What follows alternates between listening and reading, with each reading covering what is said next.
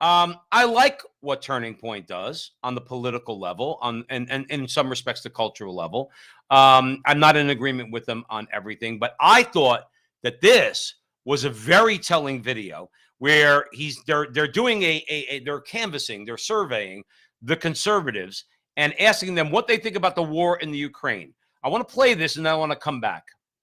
How the Republican Party has changed for the better and how out of touch your leaders are. This is the most amazing result, right? Would you agree, Robert? Out of everything, this is the most amazing thing.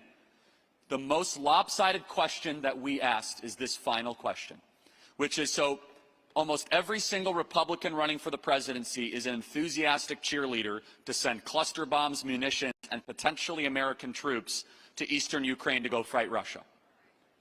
We asked the question, do you support U.S. involvement in the war in Ukraine?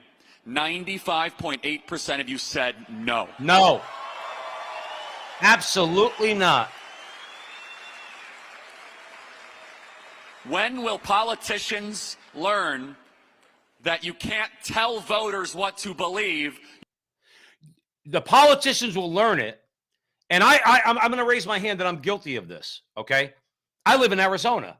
My Republican representative here in Scottsdale is Schweikert, okay? I should run against him. I should actually go and inquire at the Republican office. I probably get trounced. Let's be clear, okay? But I should go and run against him. At least force a debate. I'm not too bad on my feet. I could have a conversation with him. Now, I don't know where Schweikert stands on Ukraine. Let me be clear. But I do know this. Schweikert is establishment. That's what it is. Just like a lot of Republicans, both in the House and the Senate. Lindsey Graham's got to go. I gave him a pass because of his defense of Kavanaugh.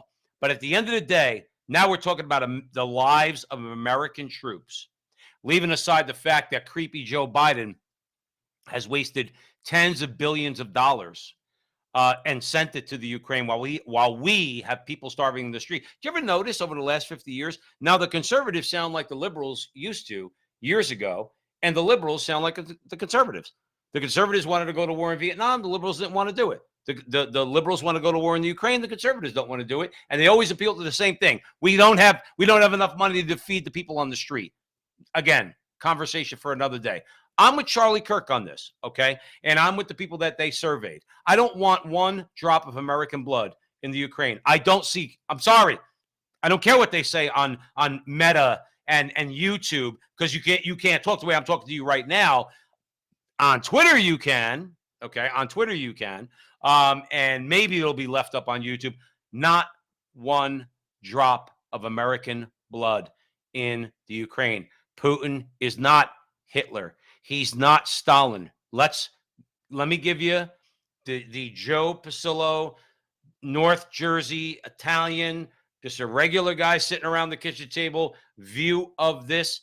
Stalin wanted to export communism to the entire world. Putin does not want to do that. Hitler wanted to have a Nazified Europe. Hitler's sights were not set on the entire world, but it was over Europe. Putin does not want to do that. I'm not going to go into what Putin does want, but I will tell you this. He wants neither of those things. So when they say that Putin's like Stalin, he wants to rebuild the Soviet Union. No, he does not. He knows he can't. He can't. He's a realist. He knows he can't. Doesn't have the money, doesn't have the military to do it. And he's certainly not Hitler, because Putin's not invading France, please. He's not going to have a battle of Britain, please. It's not going to happen. So let's get it straight. Everyday commonsensical Americans say, you know what? Those poor people in the Ukraine, who, by the way, are being used as pawns.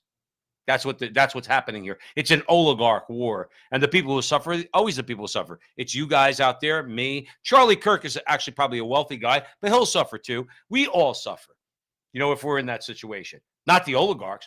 They all gain. They don't care how many dead bodies there are. What we have to do is in the Republican Party, because that's what we're talking about here, Turning Point USA. In the Republican Party, we have to tell the Lindsey Grahams, shut your mouth, Lindsey. Shut your mouth. Because I do not want one of my American brothers or sisters dying for Zelensky. Absolutely not. No freaking way.